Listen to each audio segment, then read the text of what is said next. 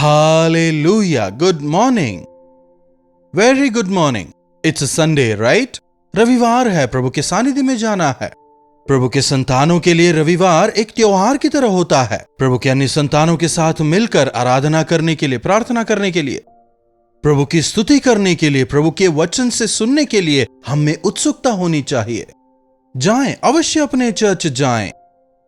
अगर आपका चर्च देर से शुरू होता है तो इस वचन को सुनकर जाएं, नहीं तो आकर सुने। छोटी प्रार्थना। पवित्र पिता, आपका धन्यवाद प्रभु, एक बार फिर से इस रविवार आपके किए गए तमाम भलाइयों को याद करते हुए आपकी स्तुति आराधना करने हमारे हृदयों को तैयार करें। प्रार्थना यीशु के नाम से मांगते हैं, आमीन।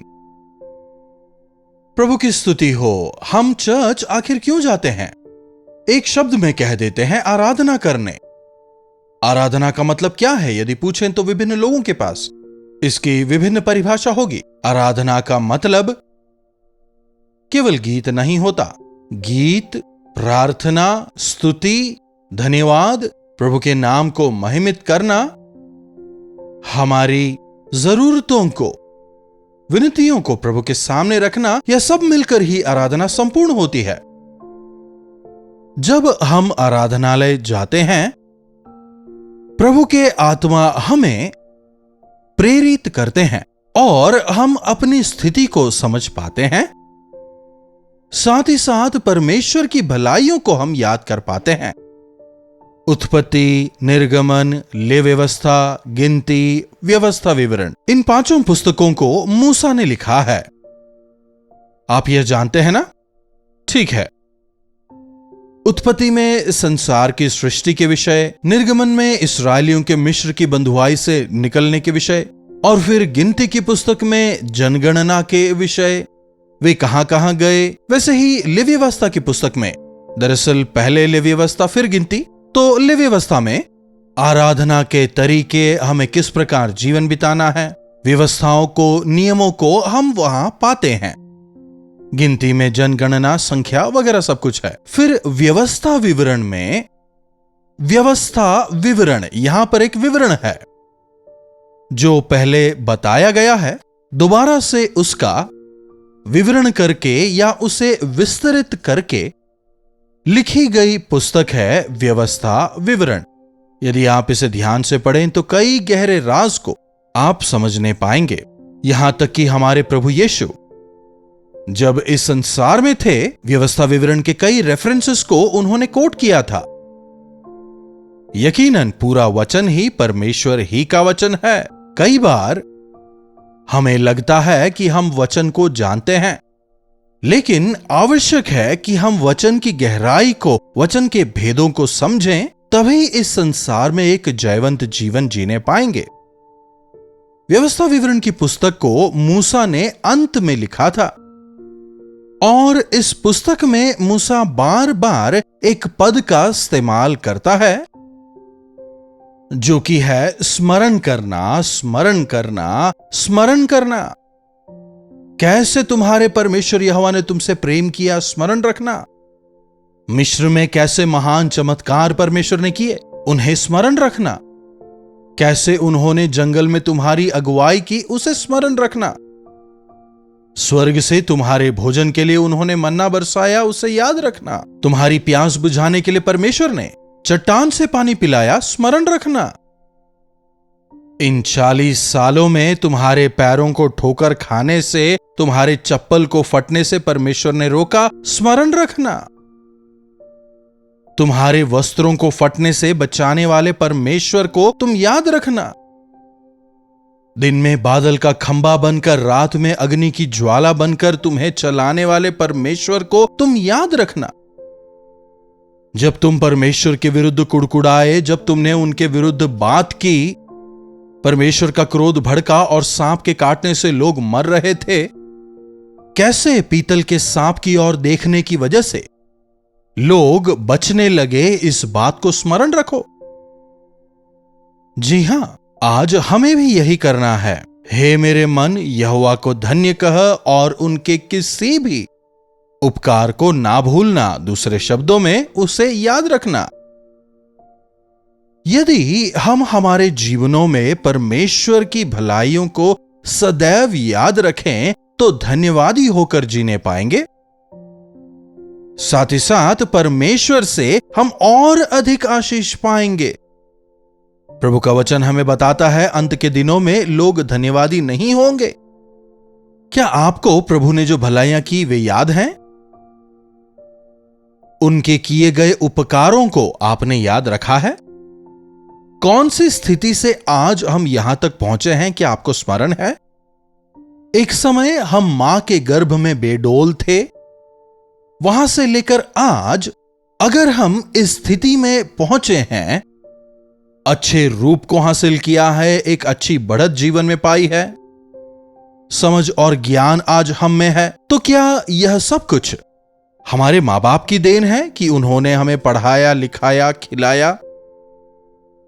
क्या इसलिए आज हम इतनी उन्नति करने पाए? मां बाप के इतना कुछ करने के बावजूद भी कई ऐसे लोग हैं जो यहां तक नहीं पहुंच पाए। एक अयोग्य जीवन वे जी रहे हैं। अगर आज हम यहां पहुंचे हैं तो यह केवल उनकी भलाई है और हमें इसे स्मरण रखना है। इंसान में भूलने की आदत है, खासकर भलाई भूल जाते हैं लेकिन बुराई उन्हें याद रहती है। दरअसल हमें इसे रिवर्स करना चाहिए। हमें बुराइयों को भूल जाना है, अच्छाइयों को याद रखना है, तब हम आशीष पाएंगे। इसीलिए मैं आप लोगों से भी बार बार कहता हूं, प्रभु ने आपके जीवन में जिन भलाइयों को किया है आप उन्हें हमें बताएं ताकि हम मिलकर प्रभु की स्तुति करें। ऐसे कई सारे लोग हैं जिन्होंने प्रभु की महान भलाइयों को, उनकी अच्छाइयों को, छुटकारों को अपने जीवन में महसूस किया है।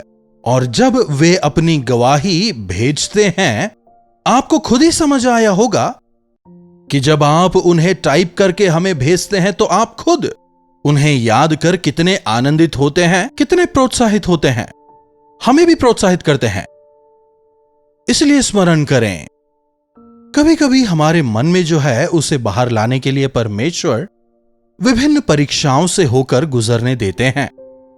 एक वचन देखिएगा व्यवस्था विवरण की पुस्तक 8वां अध्याय उसकी 2 आयत से। और स्मरण रख कि तेरे परमेश्वर यहोवा उन 40 वर्षों में जंगल के मार्ग से इसीलिए ले आए हैं कि वे तुझे नम्र बनाएं और तेरी परीक्षा करके यह जान लें कि तेरे मन में क्या क्या है और तू उनकी आज्ञा का पालन करेगा या फिर नहीं। इन 40 सालों में परमेश्वर ने कैसे तेरी अगुवाई की, इस बात को तू स्मरण कर। अगर आज किसी का जन्मदिन है तो विशेषकर, यदि आपका 40वां जन्मदिन है तो प्रभु विशेषकर आज आप ही से बात कर रहे हैं। जी हां, हम हर जन्मदिन को सेलिब्रेट करते हैं, लेकिन उसके साथ में यह जरूरी है कि हम प्रभु की भलाइयों को याद करें, परमेश्वर की विश्वास योग्यता को याद करके उनका धन्यवाद दें। दरअसल मेरा जो जन्मदिन है 4 साल में एक बार आता है। मैं 29 फरवरी को पैदा हुआ था। मैं जिस वर्ष पैदा हुआ वो लीप ईयर था, तो लास्ट लीप ईयर में 72 साल का हुआ।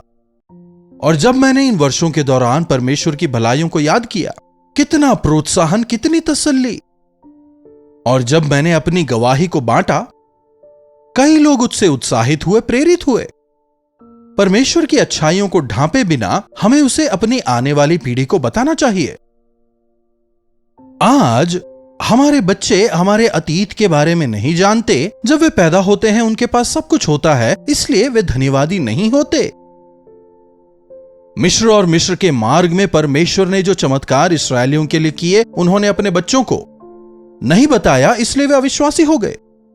लेकिन भविष्यवक्ताओं की वजह से, अगुवों की वजह से परमेश्वर की कृपा रही। लेकिन अधिकतर लोग कृतज्ञ बिल्कुल नहीं थे। ना केवल वे बर्बाद हुए, बल्कि उनके बच्चे भी। हमें परमेश्वर की भलाइयों के विषय अपने बच्चों को बताना है। भारत देश के विषय भी लोग नहीं जानते। अपनी इच्छा अनुसार लोग आज विवेचना देते हैं। यदि स्वतंत्रता के दौरान हमारे देश की स्थिति की और आज के देश की स्थिति की तुलना की जाए, हम कहां के कहां पहुंच गए हैं। इसका श्रेय किसी एक व्यक्ति को नहीं जा सकता, किसी एक शासन को नहीं जा सकता। जितने लोगों ने शासन प्रशासन चलाया, सभी को इसका श्रेय मिलेगा। कितनी परेशानियों से होकर हमारा देश गुजरा है, कैसी विकट परिस्थितियों को, युद्धों को हमारे देश ने देखा है। उस पीढ़ी के लोगों को अगली पीढ़ी को बताना होगा। 70, 80, 90 साल के लोगों से जाके पूछिए। मैंने खुद ने भी अपने जीवन में बहुत कुछ देखा है। सन 52 में मेरा जन्म हुआ था, लेकिन हमारे देश को अंग्रेजों से जो स्वतंत्रता मिली थी वो 1947 में थी। तो स्वतंत्रता के 5 साल के आसपास मेरा जन्म हो गया था। मैं जब पैदा हुआ था उस समय का हमारा देश और आज का जो हमारा देश है, इसमें जमीन आसमान का फर्क है। आज हमारी जो स्थिति है कहीं बेहतर है। याद रखें किस प्रकार के खड्डे से हम निकाले गए, कैसी परिस्थितियों में उठाए गए, हमेशा हमें याद रखना चाहिए। परमेश्वर ने किस प्रकार आपकी अगुवाई की, उन तमाम को याद रखें। इन 40 वर्षों में कई लैंडमार्क्स होंगे, कई प्रमुख घटनाएं होंगी, कई प्रमुख पड़ाव होंगे, है कि नहीं? खतरे से बचाए जाने की घटना, भयंकर एक्सीडेंट हो सकता था, लेकिन प्रभु ने आपको बचाया, वो गवाही। आपका स्वास्थ्य कैसे भयंकर तरीके से खराब हो गया था, लेकिन परमेश्वर ने आपको बचाया।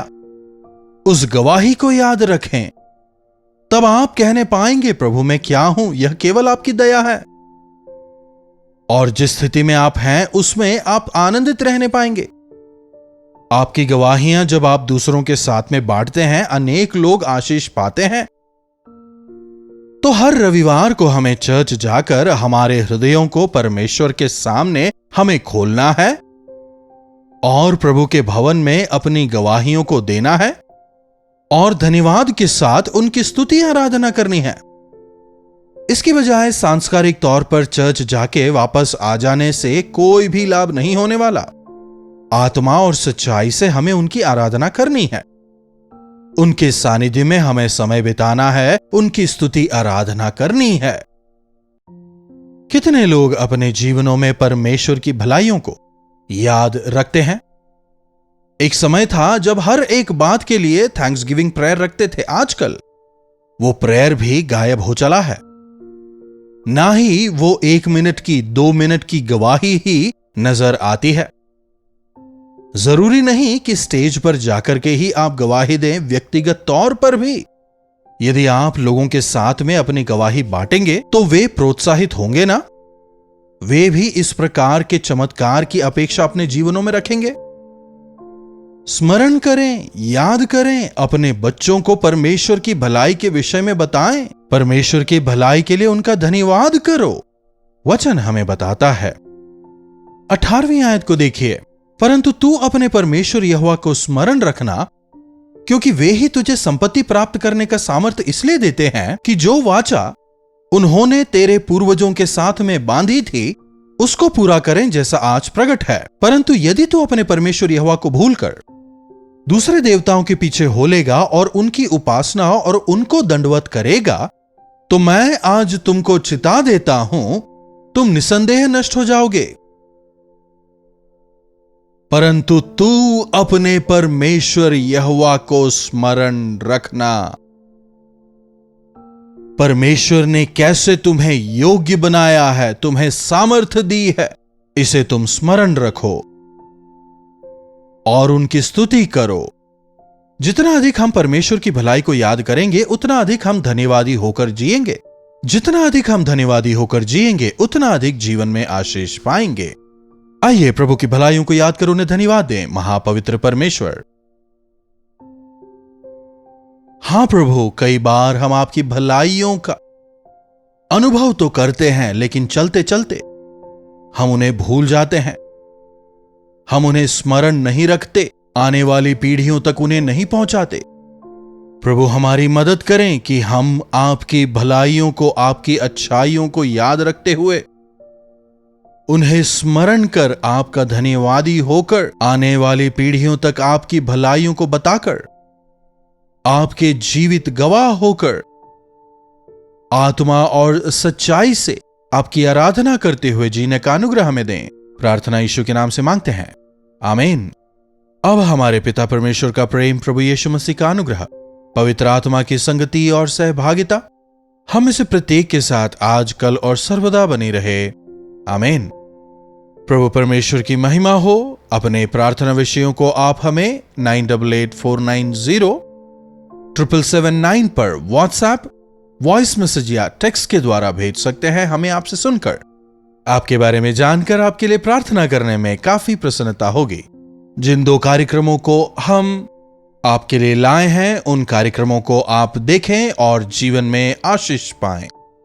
इन्हीं वचनों के साथ आज मैं आपसे विदा लेना चाहूंगा। प्रभु परमेश्वर का अनुग्रह हम सबों पर बना रहे।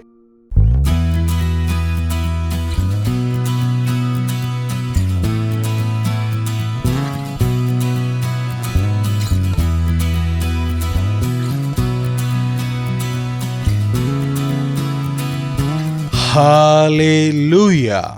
मुंबई और उसके आसपास रहने वालों के लिए एक खुशखबरी। प्रभु की इच्छा रही तो मई 1 तारीख को एक बेहद खास गेट टुगेदर मीटिंग का आयोजन हम आप लोगों के लिए कर रहे हैं।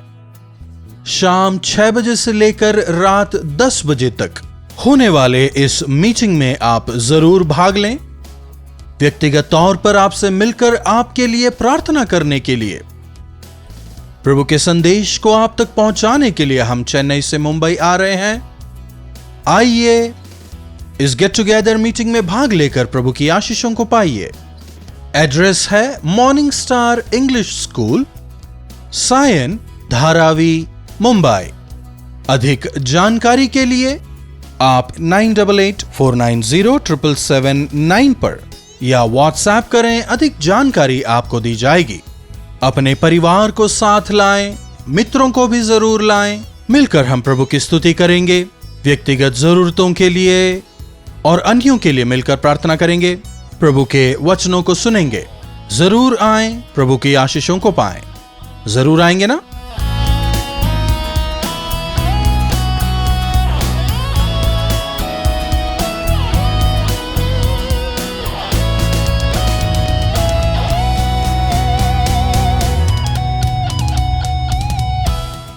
कल्वरी दर्शन, ये है प्रेम के दर्शन, यीशु प्रेम के दर्शन।